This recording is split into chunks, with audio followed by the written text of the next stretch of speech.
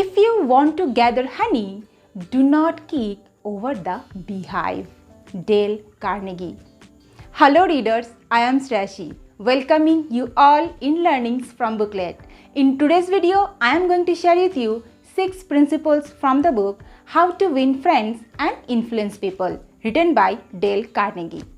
This book is consists with all simple ideas and suggestions that if we can implement 10% of ideas and suggestions from this book, we can become an inspiring boss, a cooperative employee, and a productive salesperson, and a compassionate partner, and a mature parent, and a true empathetic human. And I have read the summary of this book as usual on a booklet. Mission Make India Read. They believe books can make us think differently. App link is given in the description box. So let's begin. Carnegie says, any fool can criticize, complain or condemn others, and most fools do that. But it takes self-control and character to be understanding and forgiving. So principle number 1 is, do not criticize, condemn or complain others, because the resentment comes from the criticism that can demoralize your employee and can destroy your relationships with your family and others. But the situation that has been condemned or the cause of your criticism, that does not change anymore. For example, once there was a safety in charge in an engineering company, and most of the time he used to find his employees they were not wearing the safety hat. And he has been telling them about all rules and regulations with lot of authorities. And in result, their employees would wear the safety hats until he moved from that place.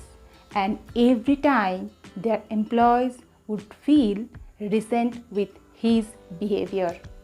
But when he changed his way to tackling his employees, and instead of shouting and criticizing them, he starts telling them that this hat was made and designed to protect them from injuries.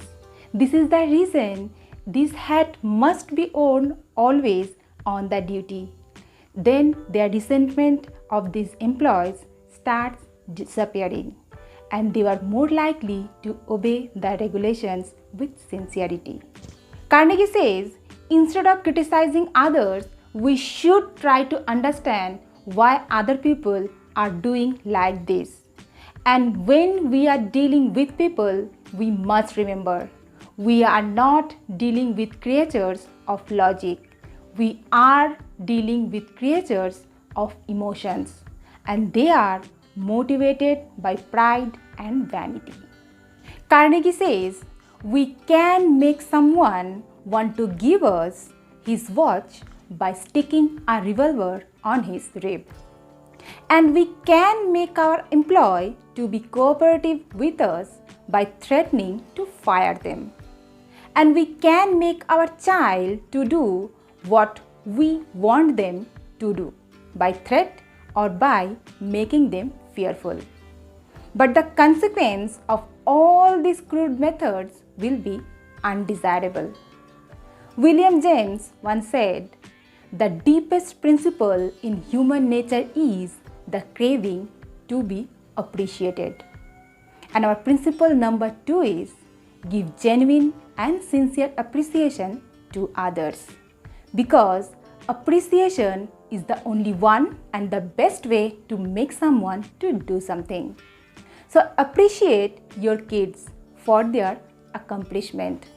Appreciate your partner for their constant support, and appreciate that employee who has made a tiny improvement in his job, because your sincere appreciation will motivate them to do their job more sincerely.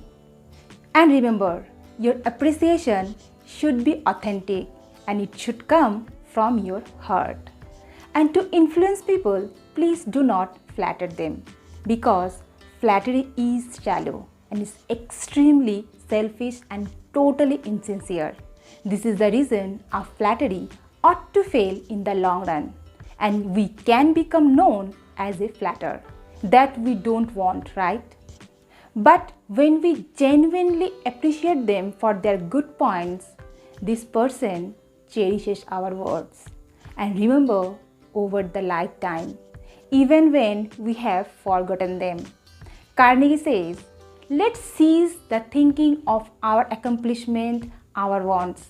Let's begin to find out others' good point and then keep aside our flattery and praise them genuinely for their good points. John Dewey, one of the most profound philosophers in America, once said, "The desire to be important is the deepest urge in human nature." So our principle number 3 is make the other person feel important, and we need to do it sincerely. Once a venerable head physician in a hospital was asked a question, that is, there are few patients in your hospital and their brain cells are as healthy as you and mine, and there is no injury in their head, even though this patient went insane. Then what is the cause of their insanity? Then this physician replied frankly that he did not know what is the cause of their insanity. And actually no one knows why these people went insane. But he told that those people went insane, they were deprived from the feeling of importance from their close people in the world of reality. So it is important that we make our spouse, children, friends and other people, make them realize that they are important to us. So next time when your efficient employee puts resignation on your table, tell them he is valuable to your company and his hard work and dedication accelerated company's success, and give him the confidence to get back to the work and satisfy his hunger of appreciation with your genuine praise if you don't want to feel sorry when he will leave. The only way to get best out of an argument is to avoid it. Avoid it as you would avoid rattlesnakes and earthquake. So principle number 4 is avoid arguments. Because when we are arguing with our spouse, child, boss or clients, we are just simply and indirectly telling them you are wrong, your idea is wrong, your opinion is wrong, and we are making them feel they are not important, and this feeling hurts their pride and they become inferior. And we all have experienced same thing in our life also. Next time when you are getting tempted to take part any arguments, ask yourself that is your reaction going to relieve the situation or it will just relieve your frustration.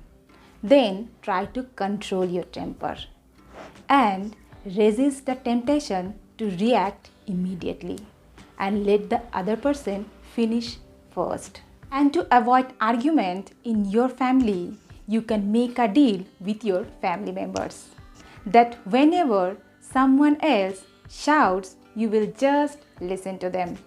Because when everyone is shouting, there is no communication, only bad noise. If we really want to thrive in our career and want to win our relationships, we should not argue with others anymore. Let's try to figure out in which areas we can agree with others. And to deal with the situation, we need to use little diplomacy.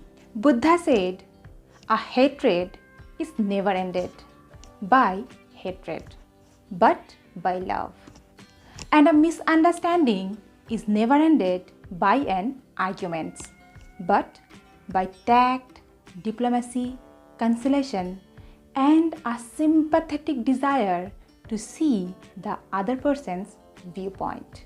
If you want people like you and thrive in your life, do 3 simple things.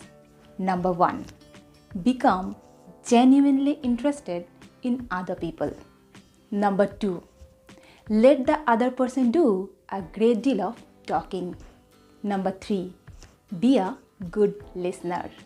Carnegie says, to be interesting, we must be interested.